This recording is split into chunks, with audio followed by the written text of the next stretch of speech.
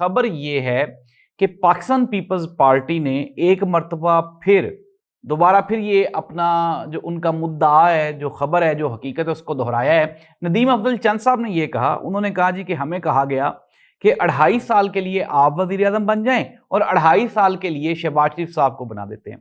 ناظرین، یہ ایک ٹی وی چینل کا پروگرام تھا، اینکر نے پوچھا کہ آپ کو یہ کس نے کہا؟ تو انہوں نے کہا جی کہ انہوں نے کہا جو اس سارے نظام کے گارنٹر ہیں، یعنی کہ اسٹیبلشمنٹ نے کہا۔ جس کے جواب میں ندیم افضل جان صاحب نے یہ کہا کہ انہوں نے کہا جی کہ ہم نے تو اس طرح کی جو ٹوٹی پھوٹی وزارت عظمیٰ ہے اس کو لینے سے انکار کر دیا، اور ہم نے یہ بہتر سمجھا کہ ہم صدارت کا جو عہدہ ہے اس کو قبول کر لیتے ہیں۔ ساتھ ہی ساتھ ندیم افضل جان صاحب نے یہ بھی کہا کہ پاکستان پیپلز پارٹی کا یہ بڑا احسان ہے پی ایم ایل این پہ کہ انہوں نے اس حکومت کا ساتھ دیا، ورنہ یہ جو فارم 47 والی حکومت ہے اور یہ جو الیکشنز ہیں، نہ ہی تو حکومت کو کسی نے ماننا تھا اور نہ ہی یہ جو حکومت ہے اس کو کسی نے ماننا تھا، تو ہم نے بڑا احسان کیا ہے۔